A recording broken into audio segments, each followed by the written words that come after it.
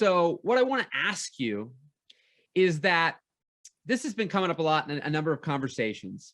If someone were to ask you right now, what makes your business or service different from everybody else, what do you do? Right? What do you say? It's different. And is it really just what you say that matters? Now, this is the part that maybe a lot don't talk about. I know I didn't. I'm going to give you a couple stories here that illustrate my point. And the word that's going to come up before this is resonance, vibe, vibration, your energy, your enthusiasm, and everyone has these at varying levels. But let's dig in. So back in the day, some of you have heard this, but I'm going to tie the context to what we're talking about today and how this matters when you think about what you're selling to people that you want them to buy, whether it's your art, whether it's your writing, whether it's your videography, your photography, et cetera, et cetera. In the beginning of people doing things, you might have been like me and my company called Geb's Total Video, and you're doing all sorts of things, and there's not anything that really sticks out that you love or dislike.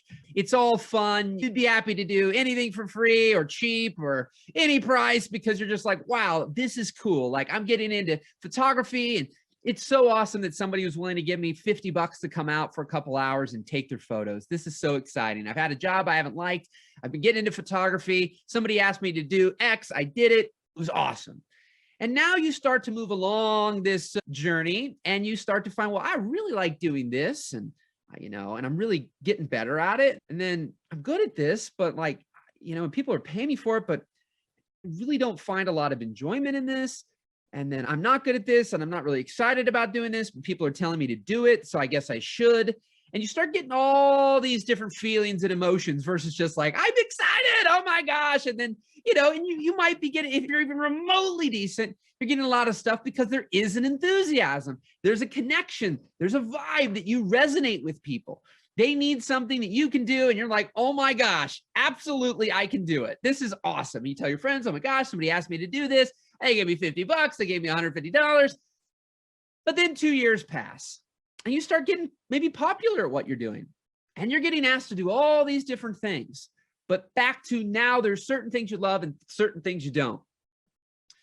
What I have found is that you have to stay how you were when you started from an enthusiastic standpoint. Now, the problem is, I believe there's a difference between lip service and how you actually feel. How you actually feel combined with the lips moving is what matters. Not I say one thing and internally feel another thing. So if I asked you, what's the difference in your services compared to someone else? Like, what makes you different? And you give me a whole spiel, but inside, or you tell your friend, and I get asked all the time, what makes us different? And, this is what I say, but if I'm being honest, not much. So really the truth of the matter is you tell someone one thing, but you actually believe another, which is, how are you different? To the prospective person. You tell them all these things, but if you tell your friend, you go, I tell them all this stuff, but quite frankly, there ain't much different. What I find is it's not that no one will sign up and no one cares, and you won't make any money off that thing that somebody comes to you, wants you. How much are you? How are you different? Are you available? Yeah, here we are. Here's this. And essentially you say this whole thing and you actually don't mean it, or you don't believe it. It doesn't mean no one will book, but I do believe that far more will book when what you say, you actually have absolute certainty and conviction around. And resonance, like you ate with it, like you're excited, and then people feel that. And I think that there are people who are very tactical, strategic. I say certain things and they may mean it, but they approach it very different from anybody who's observed me. I mean, I am very extroverted, and introverts differently, but I find that even introverts, when enthusiastic about something, will show up far different than not. Extroverts, far different than not. So just because you're an introvert, an extrovert, different personalities, when you're with somebody and they're interested in what you do, like if you're talking about what you really love, there's a different way you show up than if you're just going through the motions of something that you think you should, but you don't really want to. And so you've heard it before, probably, maybe not if you're brand new. I used to shoot weddings. I used to shoot a lot of things. Now I coach full time, but essentially I coach it because I just fell in love with it more, not because it was easier. That's the thing. The transition I made specifically in 2018, 2019, I've told people I'm always looking for the faster, the more efficient, at times the easier ways to do things, depending on what it is. But the easier thing for me to do would have been just doing video production and giving up on what I'm doing right now. So I'm all for knowing there'll be challenges and sometimes in transitions. And so what felt like the easier thing to do back in the day was to keep being an order taker and doing what people told me to do. So when I had all this information, I'm doing all these things for weddings, I'm delivering 10 or 12 videos. In the beginning, it was great. It was fun. It was exciting. And then it slowly but surely started to weigh on me and I was overwhelmed. And then I had all these edits that I wasn't getting done and I was procrastinating on and I didn't want to do. And it was hard to even get people excited who wanted to help me, pay them to do it. And they were procrastinating on it. And I started to ask my couples what they love. Now, here's what's interesting. I used to try to sell the same day edit. Now, I loved doing the same day edit. From 2006, when I did my first one, till 2010, I probably did the majority of the ones I did for free. Why? Because when people asked me who weren't already convinced that they wanted, like, I got to have the same day edit, then what happened is, oh, you need a wedding video and I'm going through what I do and how I do it and all the videos I offer and all these things. And I go, and I got this thing called the same day edit. And it's this much more, $850 more. And people go, well, wouldn't it be better if you had more than a couple hours to edit? Like, that doesn't really make sense. So a lot of people at that day and age were like, it doesn't make sense that in a few hours you could make a better video than if you had 2 weeks, 2 months, 2 years. Now, here's where the key of this whole story comes in. Most people wouldn't pay extra because my response was, well, I don't know. Maybe it would be better. Right? I had no certainty and no conviction that when they asked me that I did make a better video. So, but still pay me to do something that I'm basically telling you, not directly, like, yep, for sure, not as good, be a lot better if I had more time. Right? I didn't say those words exactly, but my whole vibe, the way I responded was very weak and not much confidence or conviction or certainty behind it. So most people didn't pay for it because I'm telling you, yeah, I'm not gonna make the best video probably, but pay me anyways. So when I made a shift, not in the people who were calling me, in fact, not even in my price, because at one point in time, I was offering almost 10 or 12 videos for $3,500. And I thought, how do I charge more? Add more hours, add more time, add more deliverables, add more cameras, add, more. Until I made a shift, and it was only an internal one, which is why I'm tuning up your heart and your mind, baby, and getting you so that your ideas don't die in your heart, heads, and hard drives, because there's those things that are inside of us that bring us alive, but they're dying inside. So I love doing the same day edit, but all these other things I thought I had to do, peers told me, you can't just do that.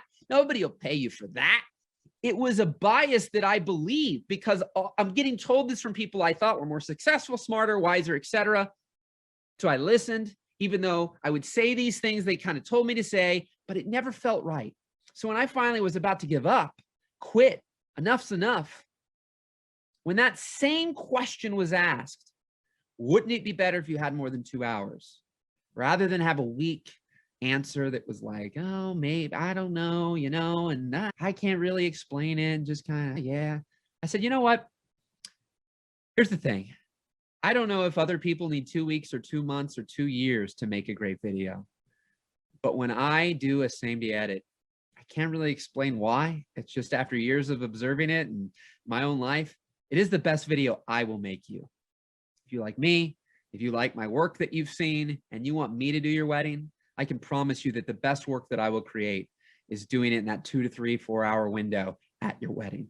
There's just something that overtakes me that I can't even explain, that I perform my best. If I leave your wedding, I won't. I'll procrastinate. I've seen it year after year. would deliver videos 8 months later sometimes. And so this is what I do. When you hire me, I will do the best job that I know how to possibly do. And I started booking like crazy. And my business exploded over those next 12, 24 months. I won't get into this one. I call that a my way decision. What's the way that I do something? What's the way that you do something where you do it with excellence? You might only be here at a 2 today, at a 3 today, at a 4 today. But if you're at a 4, don't allow someone to book you for a 1. Still do a 4. Always do what you are capable of. And to me, by and large, nothing less. And that will move mountains for you. Do what you are capable of. And as you find out, do what lights you up, and be able to have a level of conviction and certainty when you convey that and explain that and interact with people. I know now with every bone in my body that I overall at this stage of my life have no desire to become personally an epic writer and do my stuff through writing and text and typing. I have grown incrementally in a decade in that world, but I thought for years, well, everybody's telling me I need to become a better writer, better copywriter. I need to do that. But I never really had a spark inside to do it. That's why I've got incremental increase in that. But I've had monumental increase in my speaking, in my coaching, in my way I can interact the way you're seeing me right now. For you, that might be video and audio. For you, it might be only audio. For you, it might be typing. For you, it might be your design skills. There's certain things that you just excel at and it lights you up. And you know that you're so excited to learn more and more and more about it. You can do that. And so I have found when you believe in what you do, it will move mountains. When you do not, you can tell somebody one thing, and it could be a script that somebody gave you that they're like, I've sold millions of dollars with this script. And this is a story I got told from somebody. This lady was doing thousands of sales calls for an organization she got hired from. They said, keep your mouth shut in the sense of doing anything different from what this script. Don't deviate from the script at all. And about 60, 70% of the script she didn't resonate with, but she went through the motions of saying it because that's what she was told to do. And she didn't do very well. Then she said, screw it. I'm about to give up. Is there something you're about to give up on? Because if you're about to give up, there is no wrong in trying the thing that's been there the whole time. You can start it at any time, but you might as well give that a chance, because what do you have to lose? Nothing if you're going to lose it all anyways. And I've seen this time and time again in my own life and others, is that your back up's against the wall and you're going to give up, and there's something you've always wanted to do, but you haven't. Now you got nothing to lose because you're already going to lose, or you already are losing. Do that thing, see what happens, give it your all. And so that lady shifted the 70% that she didn't resonate, kept the 20 to 30% that she did, and things blew up for her. Because it's not always exactly what you're saying. It's what you're saying combined with what you're feeling. And with what you're feeling and what you're saying align, there's a match, you will do really, really well. But it doesn't matter what you say if what you're feeling does not match up. If you're like, oh God, all right. And if you want all right, all right, all right, all right. I know most of the people following me are looking for more than just all right. Or that's good enough. And for today, that's good enough. My friends, Michael Gevin here, tuning up hearts and minds one at a time so your ideas don't die and your hearts, heads, and hard drives.